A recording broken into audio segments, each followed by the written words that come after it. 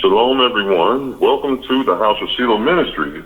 We continue in the Set Apart series, the Ruach HaKodesh. This is a deep dive into really understanding the purpose, why he was sent, and the purpose of the Ruach. This is presented by yours truly, Brother Andrew Bradley, and of course sponsored by the House of Shiloh Ministries. So let us get going. Let us begin. All right. So we ended last week's lesson with this summary pretty much. The Ruach, the definition of the Ruach, or the Spirit, in the ancient Hebrew lexicon of the Bible. It says that the Ruach, this is literally the definition you'll find in this book, in this lexicon. The responsibility of the person, nomad or herdsman, outside the tent include the following: feeding, watering, and caring for the livestock. The livestock are healthier and more productive when on a routine. Therefore, the man follows a routine or a prescribed path each day when caring for his flock. In other words, the Ruach we talked about was the spirit or Ruach of Yah that came out of the kingdom of heaven. So he left his tent to come down to earth to feed the flock. All right? So if you're not hearing and listening, eating what the Ruach is feeding you, or feeding what the Ruach feeds, then you're not being fed of that Ruach. You're being fed by something else. That's what we talked about last week. So the purpose of the Set Apart Ruach is to connect us to the kingdom of heaven. He is the Ruach, the herdsman or nomad that came from the kingdom of heaven to feed the flock. He speaks Torah of the kingdom. We talked about that extensively, which creates life in us because Torah is life. Connecting us straight to life, which is Yah. Connecting us to Yah, right? This is who he is. We're going to talk more about that part too. This is why he's here. All right, that's what we pretty much talked about the last lesson, last series, last week. All right. So then we moved into talking on purpose of the set apart spirit, the set apart Ruach, and we were in the book of Ezekiel. That's where we're going to continue today. All right. Ooh, excuse the background noise, please. Wow. Yeah, that came out of nowhere. I apologize. But it's gone. Let's continue. All right. Why was the set apart Ruach sent to us? Now we're going to start talking about how even during Genesis, we talked about Genesis 1 and 2 a lot, the majority of the last hour, the previous week. In that hour, we just did a deep dive on Genesis 1 and 2. And we know that the Torah was spoken by the Ruach. Now we're going to prove that that wasn't just in Genesis, but it was also us that the Ruach will speak to Torah to. It wasn't just to the world to create through the laws of Yah, through the will of Yah. It was also to speak to us. So I'll go ahead and read the first and have someone read in the coming slides. Ezekiel 36:22-23. Therefore say unto the house of Yasharel, thus saith Adonai Yahuwah, I do not this for your sake, O house of Yasharel, but for my holy name's sake, which ye have profaned among the heathen, whither ye went. And I will sanctify my great name, which was profaned among the heathen, which ye have profaned in the midst of them. And the heathen shall know that I am Yahuwah, saith Adonai Yahuwah, when I shall be sanctified in you before their eyes. So Yah makes it clear here that he is about to do, what he's about to do is for his name. And of course, you probably heard us in this ministry speak, if you listened to our lessons in the past, how name in the Hebrew doesn't mean title alone, but it actually means reputation, fame, glory, memorial. So this is a memory reputation. All right? That's the Hebrew word sham. And then he says, when I shall be what? Sanctified. And sanctified in the Hebrew is kadosh, to be set apart, to be different from the rest. So Yahuwah is going to do something in his people that will set him apart from the profane and glorify him. Now, remember that piece. What he's about to do in us, all right, will set him apart from the world. So now you know whatever we're going to talk about going forward is directly related to Yah as well. So it's not like Yah's disappeared. So whatever the Ruach is about to do, which we're going to talk about in the coming slides, is directly associated with the will of Yah, because he wants to use this to set him apart from all the world in his people. Okay? Do not forget that. Any questions or adds on this point? I'd like to add two more descriptions to the definition for the word name. The word name also means character and function. So when Yahuwah gives you a name, he's giving you a title, but he's also making the individual aware of what their function will be and what their character will be like. So when you see that Yah has a name, look into what the name means. The name is just not a title, but it also says something about the individual, about the individual's character, about the individual's purpose, their function. All of that is tied up in a Hebrew name. I just wanted to add that piece. Oh, and one more thing. Where you see the word in red, where it says name's sake, or a name, that word is Shem, as Brother Andrew has it listed there.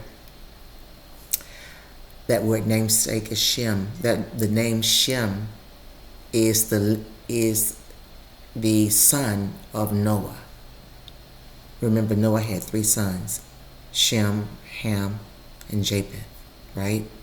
So Yasharel is from the son whose name can be looked at as being the name, because Shem means name or name's sake, and Noah's son is Shem, and Shem means name or the name or name's sake. Isn't that wonderful? That's all I wanted to add, Brother Andrew. Mm-hmm. That's a good point. I never thought of that. It's right in your face too. Mm-hmm. I was talking to somebody today at work about Shem, and it never crossed. Never crossed. That's pretty good. That's pretty good. Thank you, man. Is there anybody else? Okay. All right. Let's continue. Let's continue in Ezekiel. Yeah. Brother Andrew, I have a scripture. Sorry, I'm kind of late. Okay. Can you hear me? You sound a little distant. One moment. No. What he says that what he does is for the house of Yasharel, correct? Mm-hmm. That means whatever we walk through is going to be for his name's sake. But if you read 1 Peter 2:21, for even hereunto were ye called, because Mashiach also suffered for us, leaving us an example that ye should follow his steps. That doesn't mean you just follow the steps of his ease, you follow the steps of his pain. You follow everything. So when you pick up your cross, or you pick it up, you must carry that. So if you're going to walk like him, you're going to walk like him in every step. Walk up in perfect before me in thy sight. That means you must walk as Mashiach did. I just wanted to share. Thank you. You know, brother, that's an important concept. Mm-hmm. Oh, I'm sorry, Brother Isaac. Is that you, Brother Isaac? No, go ahead. Yeah, go ahead. Give me one second. I want to point out that Brother Darkus is correct. People have been taught that they can assume the role of Yasharel right? And thus get the blessings of Yasharel. But it's okay that they suffered all the other stuff because they don't have to now because Yasharel has done it for them, I guess, that they could just claim these promises and these gifts and all the things that are coming, and they did not have to experience anything that Yasharel themselves have experienced, that there was no price to pay. Shame. Come on. But that's what we see going on, especially with the Jewish ones who want to claim the title of Yasharel, but have not even experienced Deuteronomy 28. They haven't experienced it. They've been kicked out of countries, but their own Zionist people, and I'm going to find those quotes, have said they've been kicked out because they are known to be a terrible people. Their behaviors have pushed them out of countries, not because they were identified as one or the other. It's been what they have done historically. So they try to claim that their experiences line up with Deuteronomy 28, but they do not in no way, shape, or form. All of Deuteronomy 28, 15 on down to 72, I believe, has to match. There's only one group of people that it matches fully. So you're right, brother. You're right. Go ahead, Brother Isaac. I was just going to ask, I know we had talked about it before, but I don't know if it was on a recording, but I think it's passed down from the father too, so like in reputation, it's not just that person, but the ancestors and like the father too, so you inherit that from the father, which is why I was asking Brother Darkus at the beginning about his name, and it's all of related That's a good to. point. Right, like the Western world, it'd be the last name. Yeah, that's a good point. You bring to mind, it's a terrible example, but it's very true. Imagine if Hitler had a son that survived. And what reputation would follow that gentleman? So you're right, we do inherit a name. Indeed. Anybody else?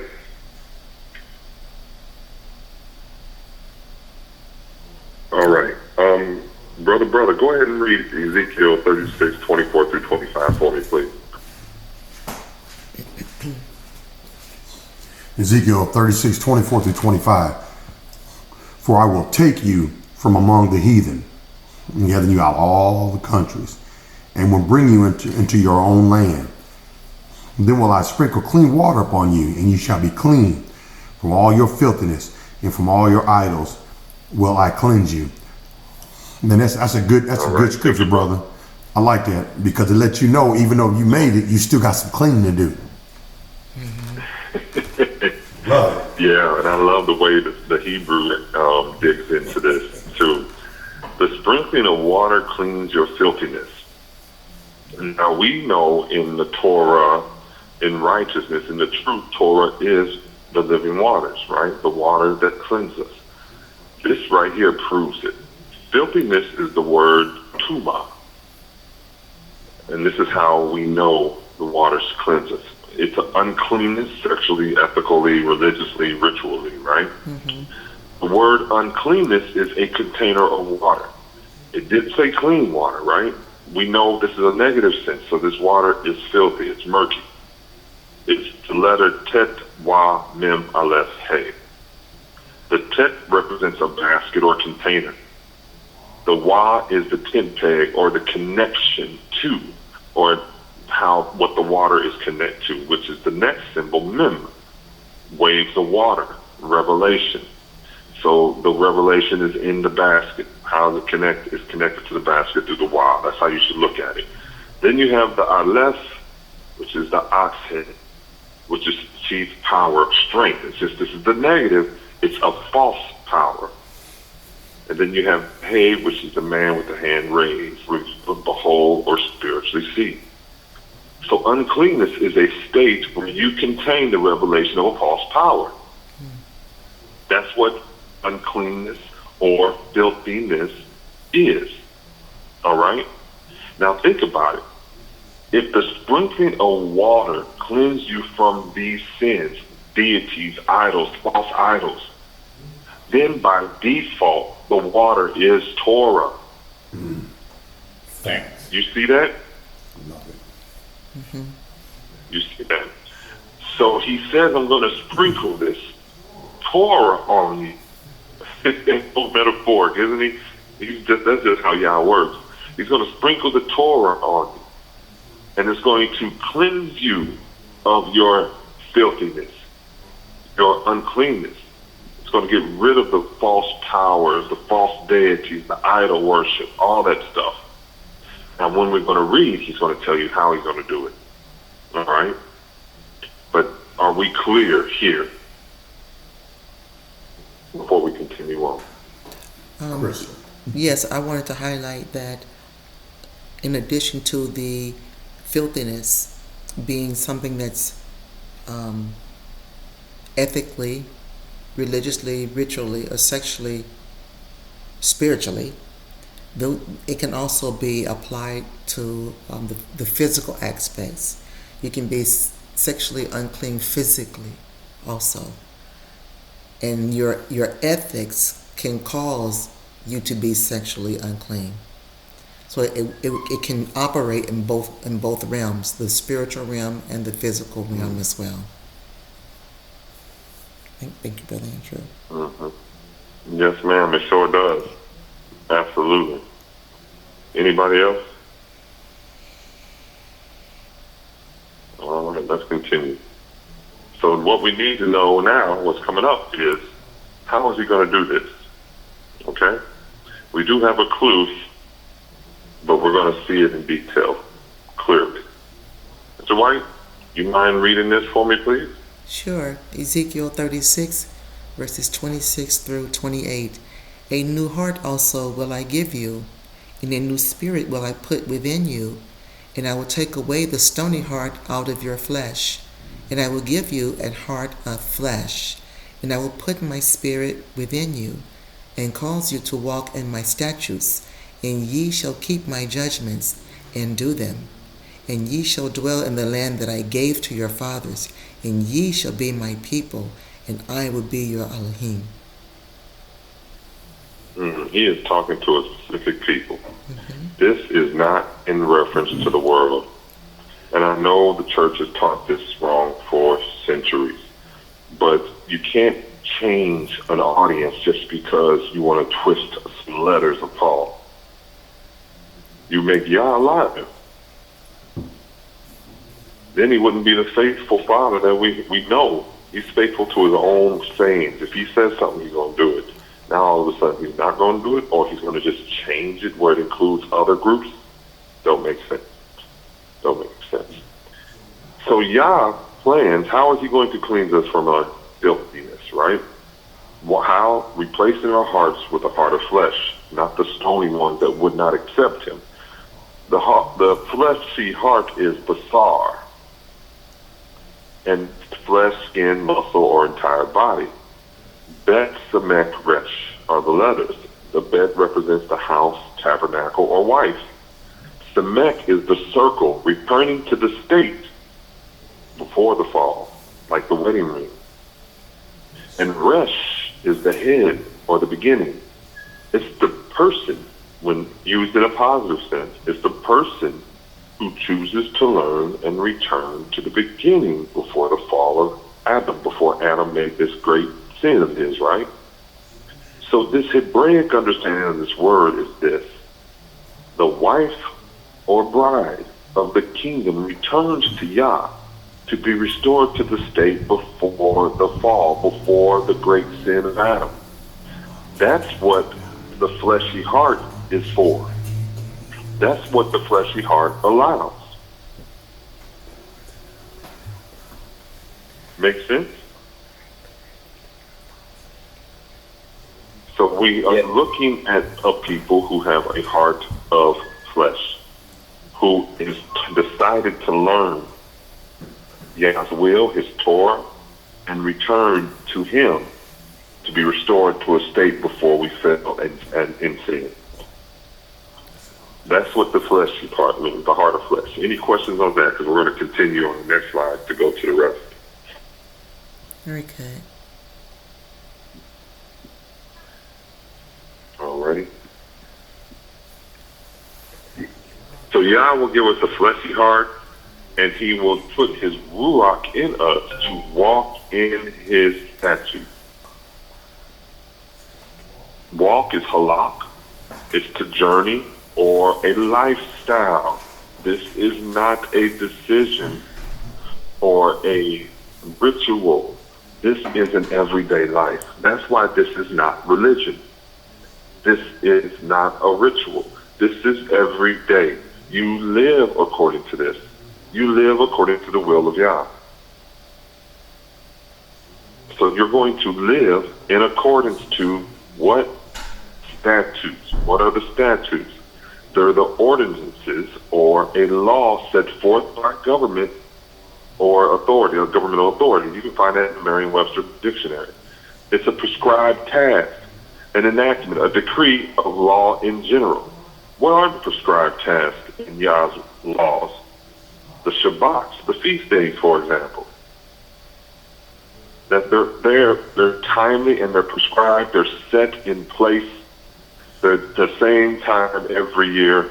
Those are prescribed, which we're supposed to do.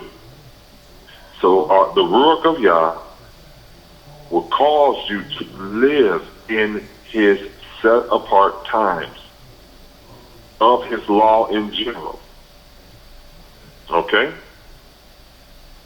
Everybody following? Yes. All right, any questions or asks? No. All right, let's continue the judgment next. He will put his Ruach in us to keep his judgments. And judgment is mishpat. And we've talked about this in the ministry before several times.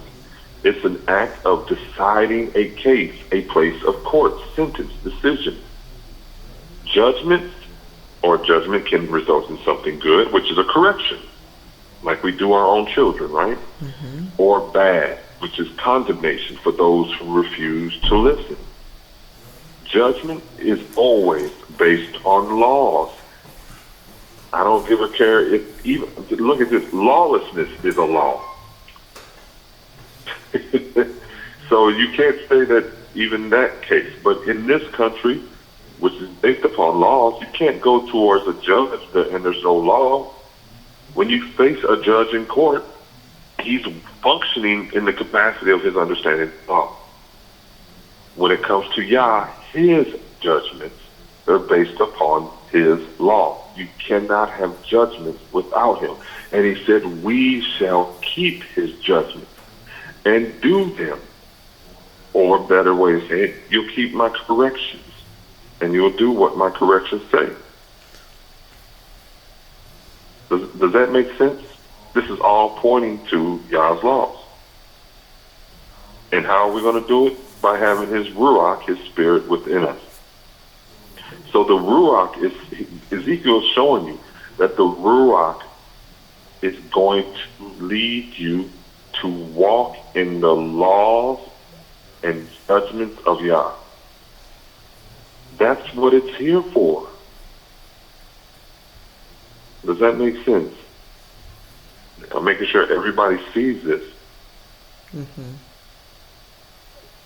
Okay. Any questions or adds?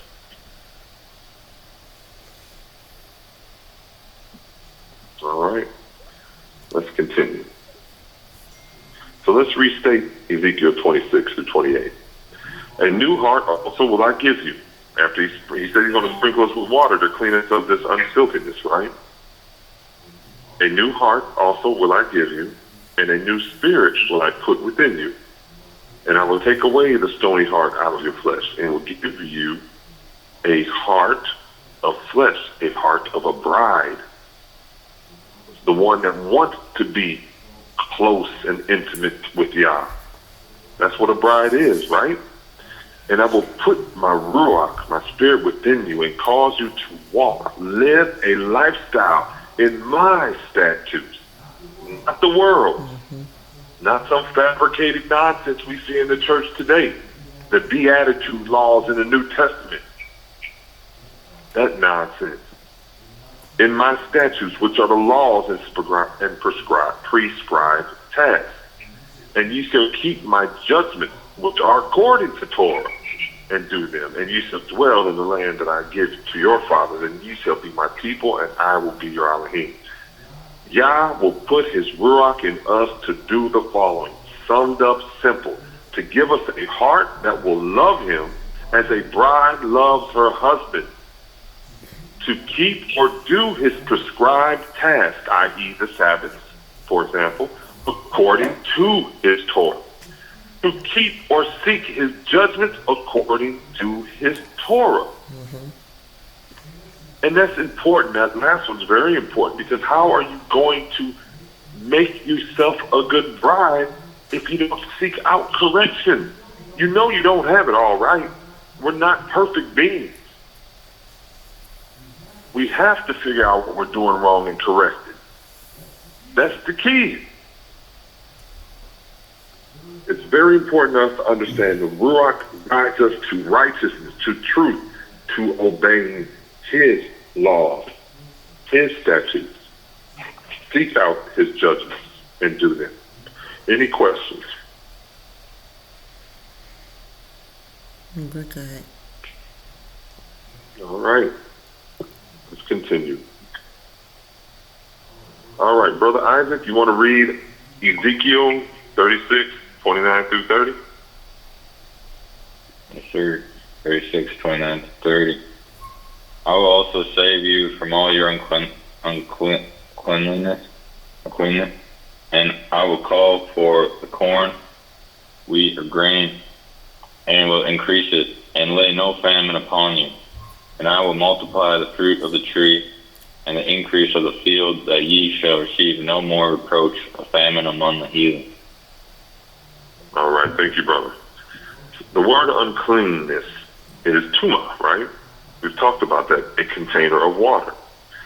It's a state where you contain the revelation of a false power. We've talked about that, right?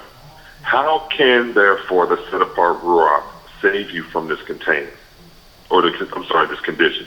Because the set apart Ruach returns us to the state we should be before sin, before the fall of Adam, before disobedience. That's what I want you to see. The set apart Ruach replaces the unclean water with Torah. That's what we've been talking about. But it just don't get poured in and you ignore what you have done. I've heard a pastor say this, that you don't have to worry about your past. You don't even talk about it no more. Just pour in something good. Pour in something different. Ignore it. Speaking on it won't help. So you telling me I don't have any cleaning to do? I'm going to get a dirty glass and pour some clean water in it.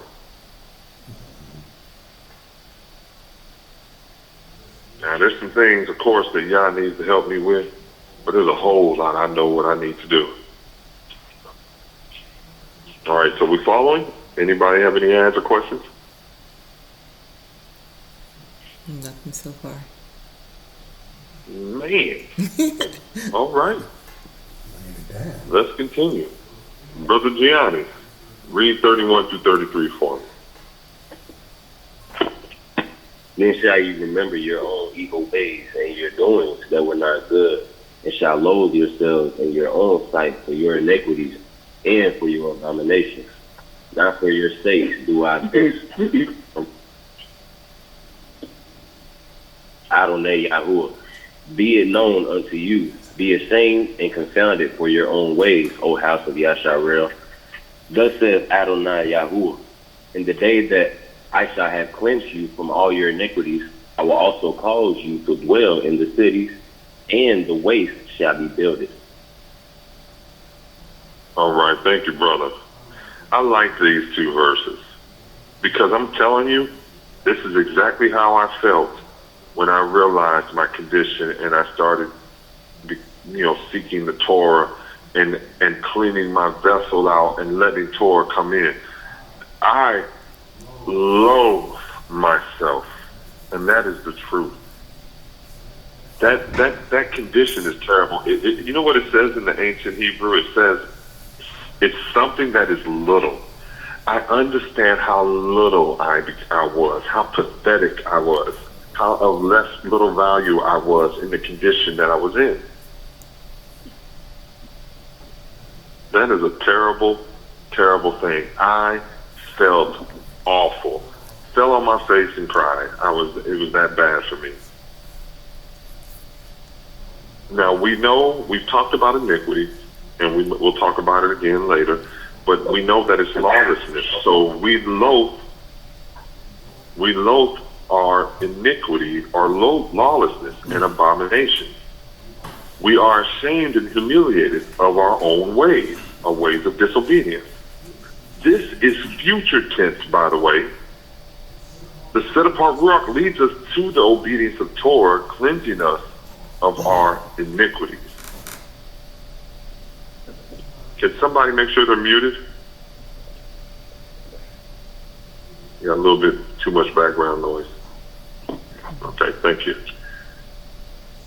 So the point is, we have to understand that if the Torah is no more, then why would it be spoken of in a future tense?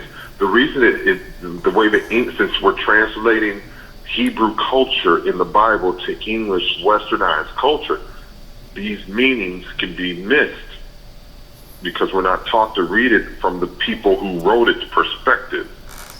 But the truth is, iniquity is lawlessness, and thus he's talking about the law, period. All right, and we're going to talk about the highlighted words on the next slide. Any questions on this? I have a scripture. Yes, sir. Galatians 2:18 through 21. For if I build again the things which I destroyed, I make myself a transgressor.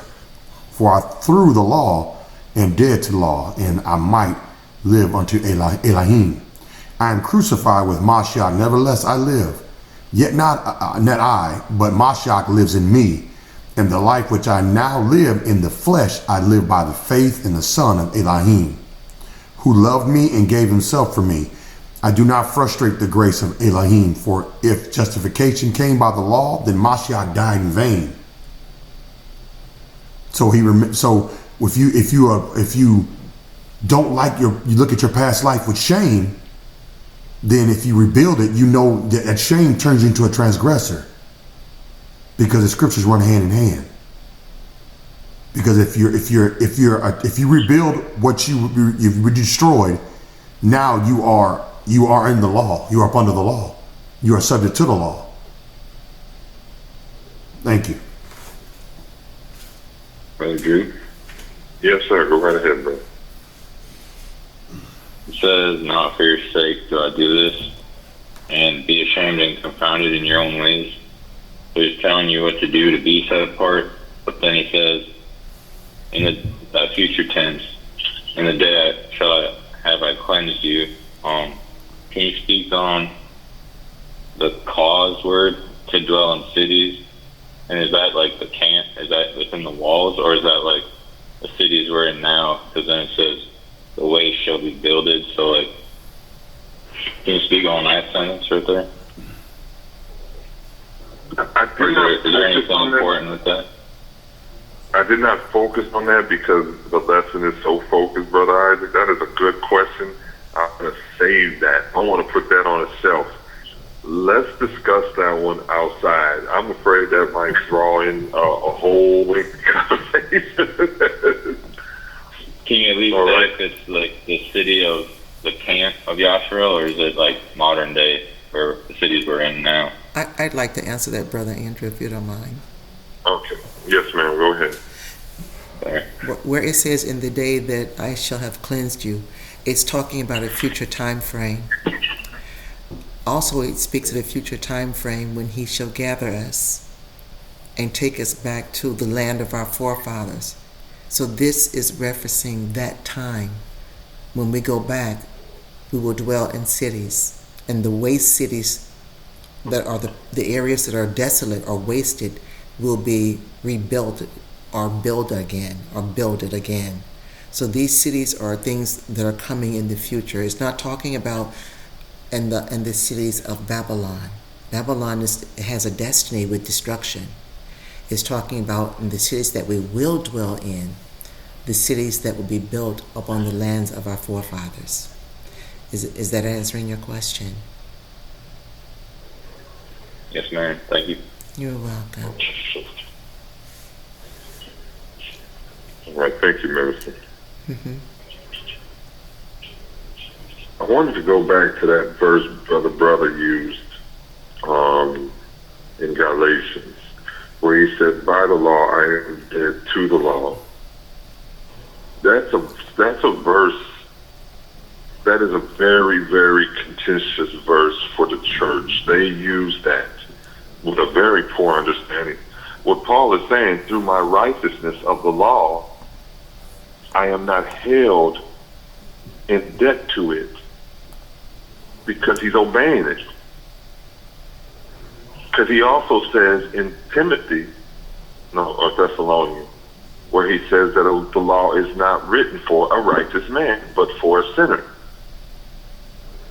So the church doesn't get that law right. He's also specifically talking about a particular law, which is the law of sin and death.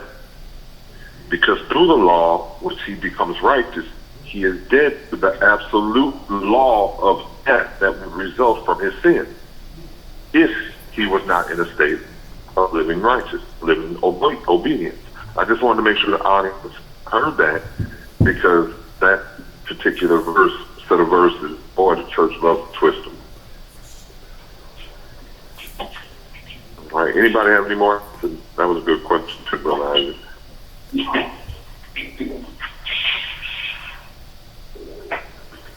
Okay. All right, let's continue. We're going to look at these highlighted words on the next slide so we can get an understanding, further understanding. Iniquities in the Hebrew is avon or avon. It's perversity, evil, sin. All right? If someone needs to mute, please.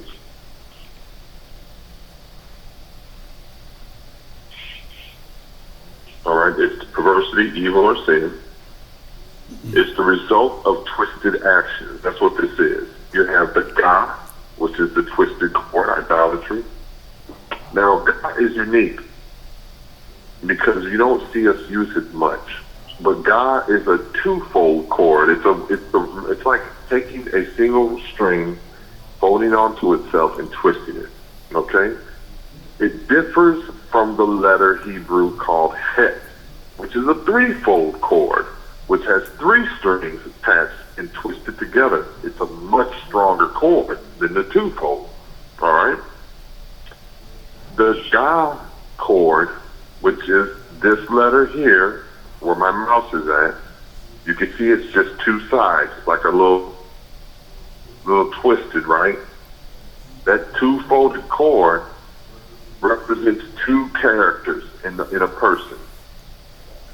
It does not represent three like the Het does, and I'm going to show this physically in the next slide, because the Het is a threefold cord that contains Yah, his son Yahushua, and the bride.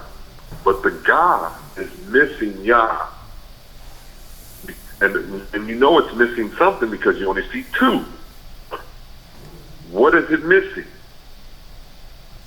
So what is making the second piece of this cord when the one piece is the person himself, right? Themselves. It's going to be, if it's missing Yah by default, you know that there's sin. So it's the false revelation that idolatry provides. The person and the sin. That's the twofold cord. That's why this is perversity, evil, sin. When sin is ruling in life, Yah and Yahushua are not present. That'd be like me trying to live in a house that's very nasty. Would you want to dwell in it? No, you wouldn't. You wouldn't. And then the next part of this word, perversity, in iniquity, Avon, is the Wah, and there's two of them, secure, hook, connection, and the Nun, seed. A seed that's sprouting, that sprouts roots. When you put this word together in its meaning, it's the false revelation or idolatry that sprouts roots and is secured very strongly, because it's secured twice, in that person. And it separates the person from Yah and Yahusha. Do you see that? And I hope people understand this definition. Iniquity is a perverse revelation that is deeply secured in the person. And when this type of sin or false revelation, it can be religion, it can be agnosticism, it can be atheism, it can be any of those things, or a twist and blend of others. All of that will result in you not having a relationship with the Father. Do we get that? Everybody understands? Mm-hmm. You know what, Brother Andrew? Yes, sir. I know that Mr. White probably said this before in the previous lessons, how the God, it represents, well, it looks kind of like a DNA, right? Mm-hmm. But now I'm seeing that you are missing one. You're missing Yah. And how the DNA works is that, okay, so we have the chromosomes, we have genetics, and then Yah is the nucleus, the center of it all. And without the nucleus, you want to have neither or. That's true. Yeah, I can see that. Mm-hmm. Yep. Yeah, you're missing the very center of that, right? Right. Mm-hmm. Yeah. Yeah, that's true. I like that thought. I like that thought. Anybody else, by the way? Me. Yes, sir. You see, it says when sin is ruling the life, Yah and Yahusha are not present. And we know he doesn't dwell in unclean temples. I just want to give a verse, because although it's not as detailed, but it lets you know what's acceptable in his presence. It's Sirach 15, 13 through 15. It says, Yahuwah hated all abomination, and they that fear Yah love it not. He himself made man from the beginning and left him in the hand of his counsel. If thou wilt, to keep the commandments and to perform acceptable faithfulness.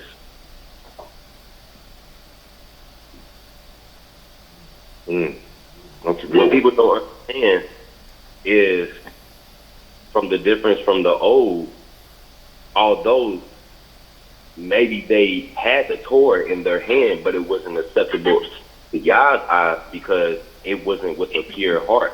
It wasn't by loyalty. It was just doing it to be doing it, to get it out the way. Yeah. That's true. And what That's true. Brother Jandy's saying can be supported with scripture. There's another one actually. Since we're talking about a temple, Apostle Paul said in 2 Corinthians 6 and 18, I should be a father to you, and you should be sons and daughters to me, Yahuwah the Almighty. If Yahuwah is going to come into your temple, you really want your house dirty like that? Mm-hmm. I mean, you don't even do it when you own it. And you will do that with the Most High? Correct. That is so true. Yeah, good ads, good ads. Anybody else?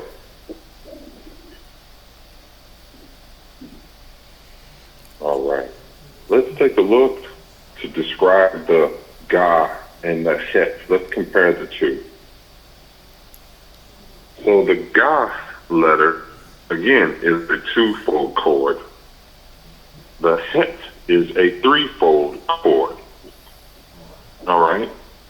The Het, or Chet, it looks like, I have it coded as blue is YAHUAH. He's the big arm stretched out, covering the green, which is Yahusha, and the white, which is the bride, the man and woman. The multicolored one on the left is God. It's the man, bride or woman, corrupted by the revelation, a false revelation of multiple colors, right? None of these colors represent Yah or Yahusha. They represent sin, iniquity. You see the difference? Yes. Right? Let's talk on the next slide here. The God, which you see there here, you go. Yep, twisted cord, idolatry. It's made of two, the person, and sin, right? And the het means to unite. It's the inner chamber. So this is an intimate thing. He's hanging out with his bride. Yah is the covering. Yahusha and the bride, the outer walls. Creates a threefold cord that's not easily broken. All right? So God is the negative use, represents the man with corrupted revelation, which can be from many sources, but all considered sin. And when sin is present, Yah and Yahusha is not. Let me see if I got that verse real quick. 1 John 2, 4 through 5, it says, He that saith, I know him, and keepeth not his commandments, is a liar, and the truth is not in him. But now listen, here he goes. But whoso keepeth his word, in him verily is the love of Yah perfected. Thereby we know that we are in him, because we keep his words, we keep his commandments, we obey him. So we are part of the cord, the threefold cord, when we are obedient.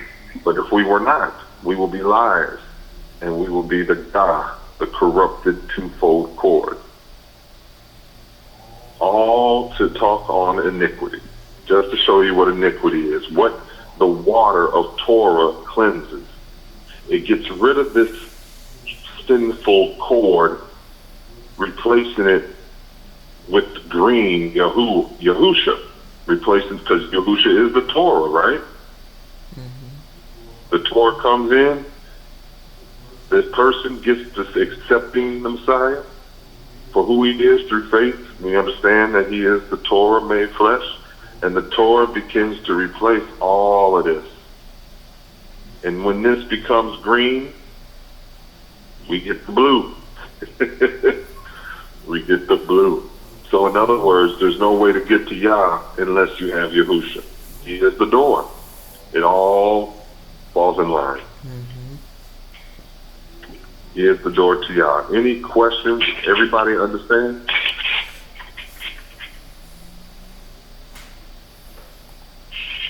All right. Let's continue.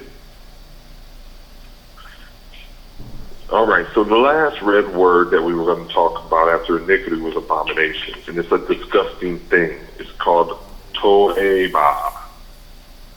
And it's a disgusting thing in a ritual sense of unclean food, idols, mixed marriages. This is the definition. In the ancient Hebrew, it's a noun called disgusting. And then in the verb form, it's hate. To hate something that is disgusting. It's made of the letters Tav, Wa, Ayin, Bet, He. Tav is the mark, or to be marked. The tent peg, which is added security. So the mark is connected to something. What? The Ayin, idolatry. The eye. Or what you let in or keep your eye on, which is insight. And what are you keeping your eye on? On the bet, or a house or twint, a dwelling place. All right, and the ruach, or the hay, the breath, or ruach, which is look, reveal, behold. A person is disgusting to Yah when they take into themselves false revelation from another kingdom, which leaves the wrong mark. All right? So we're talking about sin. We're talking about churches. We're talking about religion. We're talking about all these false teachings that have left the wrong mark. This is abominable to Yah. He doesn't like it. It's disgusting to him. We are in a disgusted condition. That's why in Ezekiel he says we will loathe our condition when he cleanses us and gives us this fleshly heart. Because we are that disgusting, the condition we are in. All right, everybody understand? Any questions? No, we're good, brother. All right. So the sprinkling of water will be done by what? The Ruach of Yah, the set apart spirit, the Holy Spirit, by giving us a fleshly heart, the heart of a bride, that will allow us then to keep his statutes, his laws and commandments, and seek out his judgments for correction, so we can become this bride that loves him, that wants to please him. And it will remove the iniquity and the corruption that made the corrupted cord in us with Yahushua, the living Torah, that will then allow us to be that intimate bride, that to be able to be in the bedchamber, having Yah overshadowing us, that we will be removed of our disgusting condition, because we have now seen how bad our condition really is. We loathe ourselves. This is all done through the Ruach. You have to have the Ruach in your life to get to the right place. You get to this state, you have to have it. And if you are seeking out Torah, loving Torah, living Torah, you're going to do it by the Ruach's influence. In your life, you got to. You got to. This is going to be the last slide for tonight. Is there anybody that wants to add anything before we call it a night? I just want to say Go ahead, brother. I was just going to say that the Most High basically looks at us as a disease. That's what we are to him, which is why he can't be around us when we are unclean. Because that's how dirty we are to him. Yeah, we nasty. We like the rodents that caused the Black Plague. We nasty. Go ahead, Brother David. I was just going to give the example of, even though we're unclean right now and, we are what we are becoming cleaner day by day. For example, some of us used to eat bacon in the morning or ham, and now just the smell of it, if you pass by the deli, just the smell of it makes you disgust, makes you want to throw up. Some of us, just a personal question, Brother Andrew, do you remember what you used to do before Sabbath? Or what will you be doing? Because I don't see myself doing anything else besides just worshiping him on the Sabbath. Right? I'm like, what did I even used to do on the Saturday? Nothing. Wasting time anyway. Wasting time, right? Saturday night cartoon. So and unproductive. Completely unproductive, brother. When you think about what you were doing outside of being in Torah, you were achieving nothing. He had you in a state of daze, just like you're living in a haze, going nowhere fast. Oh my gosh. I told you I loathed my old condition, let me tell you. Oh my gosh. Anybody else? Sorry, Brother David, I cut you off. I'm sorry about that. It's the same feeling anyway, so that's all good. Same feeling. All right. Anybody? Anybody else? Well, we thank you all for joining the House of Shiloh Ministries as we continue in this Set Apart series. Please join us next week as we get into part 3, where we'll continue into showing over and over again the purpose of the Ruach and what he does. All right? We thank Yah for you joining us, and join us again soon, very soon, please. Shalom, everyone. And don't forget to subscribe, to share, and like the video. Shalom.